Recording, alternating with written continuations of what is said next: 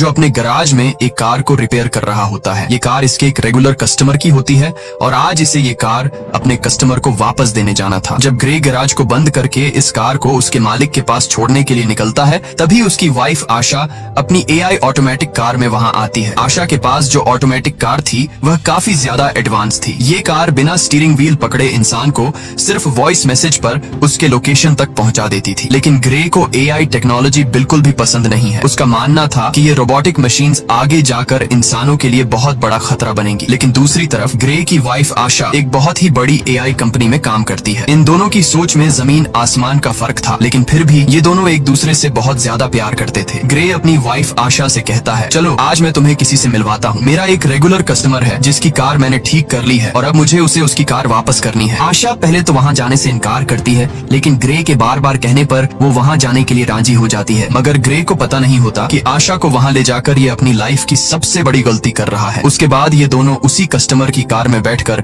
उसके घर की तरफ निकल पड़ते हैं और आशा की ऑटोमेटिक कार भी उनके पीछे आ रही होती है, ताकि जब ग्रे अपने कस्टमर को उसकी कार उसके हवाले कर दे तो ये लोग अपनी ऑटोमेटिक कार में घर को वापस आ सके। वहाँ पहुँचने पर ग्रे अपनी वाइफ को एक आदमी एरन से मिलवाता है। तब ग्रे की वाइफ उसे देखकर काफी हैरान रह जाती है, क्योंकि एरन एक बहुत बड़ी टेक कंपनी का मालिक था। उसकी कंपनी AI ऑटोमेटिक चीजें बनाती थी। यहाँ आशा अपने हस्बैंड ग्रे से कहती है, तुमने मुझे पहले क्यों नहीं बताया कि तुम मुझे एरन से मिलवाने ला रहे हो। असल में एरन ही ग्रे का रेगुलर कस्टमर था, लेकिन यहाँ हम देखते हैं कि एरन का नेचर थोड़ा अजीब सा था। उसे यह भी नहीं पता था कि जब किसी से मिलते हैं तो किस तरीके से मिला जाता है। आशा एरन से कहती है, मैं भी एक AI टेक कंपनी में काम करती हूँ जो जल्द ही तुम्हारी कंपनी के बराबर में आ जाएगी। जिस पर एरन मुस्कुराते हुए कहता है, ऐसा कभी नहीं हो सकता, चलो दिखाता हूँ क्यों। और फिर एरन उन दोनों को अपनी लैब में ले गया। वहाँ एरन ने खुद का बनाया हुआ एक स्पेशल चिप बताया, जो कि एक AI यानी आर्टिफिशियल इंटेलिजेंस चिप थी, और उस चिप को उसने नाम दिया था स्टेम। वो बताता है कि ये चिप कुछ भी कर सकती है, क्योंकि इसमें बहुत सारे पावर्स हैं और इससे तेज दिमाग आज तक किसी ने भी नहीं बनाया। इस इन्वेंशन को देखने के बाद ग्रे और उसकी वाइफ अपनी इलेक्ट्रिक कार से घर वापस जा रहे होते हैं। कार ऑटोमेटिक मोड पर थी। आशा और ग्रे गाड़ी के पिछले सीट में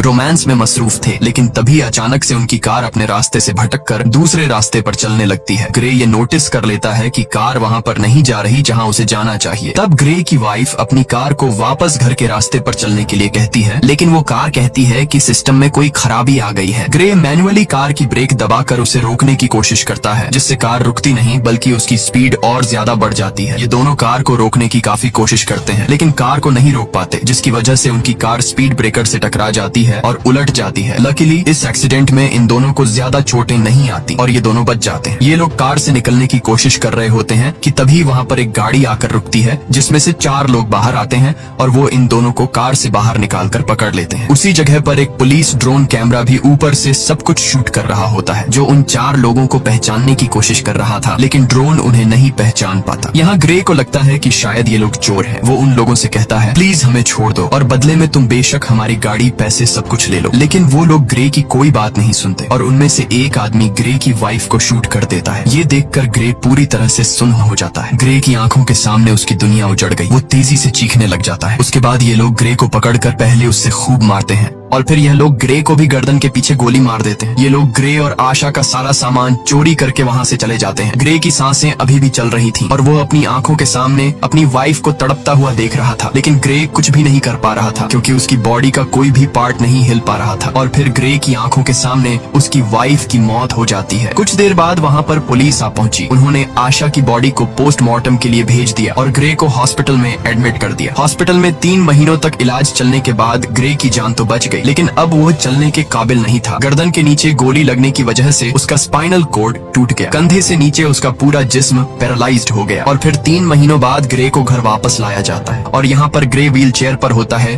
क्योंकि उसके सिर के अलावा पूरी बॉडी बेजान थी। अब ग्रे कोई भी काम नहीं कर सकता था, इसीलिए उसका काम करने के लिए उसके घर पर एक रोबोट मशीन थी जो उसका सारा काम करती थी और उसकी मदर उसका ख्याल रख रही थी। लेकिन ग्रे के लिए अब जिंदगी बोझ बन चुकी थी। उन 4 किलर्स ने न सिर्फ उसकी वाइफ को मार डाला बल्कि उसकी जिंदगी उजाड़ दी। वो बदले की आग में जल रहा था। बस ग्रे के पास एक ही उम्मीद बची थी जिसके सहारे वो जी रहा था। वो अपनी वाइफ के किलर्स को जल्द से जल्द जेल की सलाखों के पीछे देखना चाहता था। इसीलिए वो पुलिस स्टेशन जाता है। पुलिस स्टेशन में ग्रे उनसे अपनी वाइफ के किलर्स के बारे में पूछता है तो वो डिटेक्टिव कहती है कि इनमें से अभी तक किसी का भी पता नहीं चल पाया। वहाँ हमारे पुलिस का ड्रोन कैमरा तो मौजूद था लेकिन फुटेज धुंधली थी जिससे कातिलों का पता नहीं चल पा रहा है और पुलिस अब और इन्वेस्टिगेशन कर रही है। हम बहुत जल्द उन्हें ढूंढ लेंगे। तब ग्रे ये सुनकर काफी ज्यादा डिसअपॉइंट हो जाता है क्योंकि काफी टाइम से ग्रे पुलिस से बस यही सुनता आ रहा था कि हम इन्वेस्टिगेशन कर रहे हैं। अब ग्रे पूरी तरह से हिम्मत हार चुका था और वो इस तरह से जीना भी नहीं चाहता था क्योंकि उसकी जो उम्मीद थी अपनी वाइफ के कातिलों को जेल की सलाखों के पीछे देखने की, उससे वो अधूरी नजर आने लगी। ग्रे को समझ आ गया था कि पुलिस उन 4 कातिलों को कभी नहीं पकड़ पाएगी, इसीलिए अब वो खुद को मारने की सोचने लगा। ग्रे वहाँ पर मौजूद रोबोट मशीन की मदद से मेडिसिन का ओवरडोज ले लेता है जिससे वो बेहोश हो गया। अच्छी बात यह थी कि उसके घर पर लगे AI सिस्टम ने वक्त पर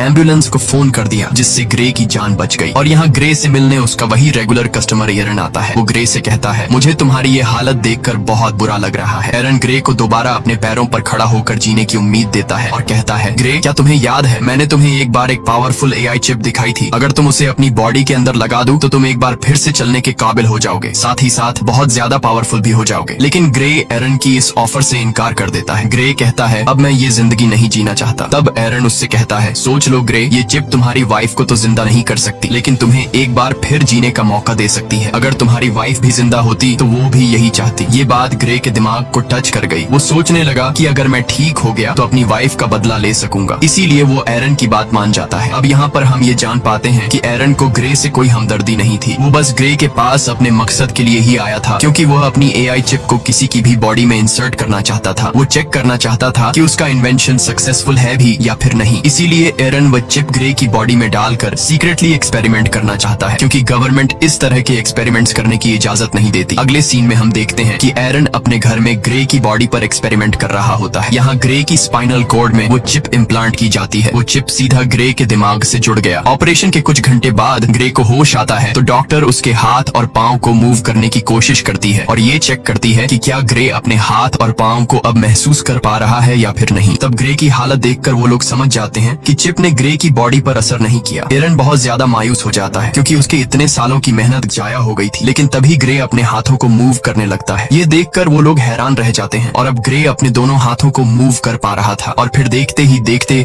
ग्रे अपने दोनों पैरों पर खड़ा हो जाता है। खुद को ठीक होता देखकर ग्रे बहुत ज्यादा खुश हो जाता है। अब वो पहले से भी ज्यादा पावरफुल खुद को फील करने लगा। एरन भी अपनी एक्सपेरिमेंट को सक्सेसफुल होता देखकर काफी खुश हो जाता है। फिर यहाँ पर एरन ग्रे से एक कॉन्ट्रैक्ट पर साइन करवाता है जिसमें वो किसी को भी नहीं बताएगा कि वो चल सकता है और उसे सबकी नजरों में पैरालाइज्ड बनकर रहना होगा क्योंकि अगर गवर्नमेंट को पता चला कि ग्रे चिप के जरिए दोबारा से चल पा रहा है तो एरन को अरेस्ट कर लिया जाएगा और ग्रे की बॉडी से उस चिप को निकाल लिया जाएगा क्योंकि उस चिप को किसी की बॉडी में इंजेक्ट करना इलीगल है। उसके बाद ग्रे अपने व्हील चेयर पर बैठकर घर आ जाता है। यहाँ उसे पता चलता है कि उसके लिए डिटेक्टिव का भेजा एक पैकेज आया है जिसमें ग्रे की वाइफ की पोस्टमार्टम रिपोर्ट और उसके केस से रिलेटेड कुछ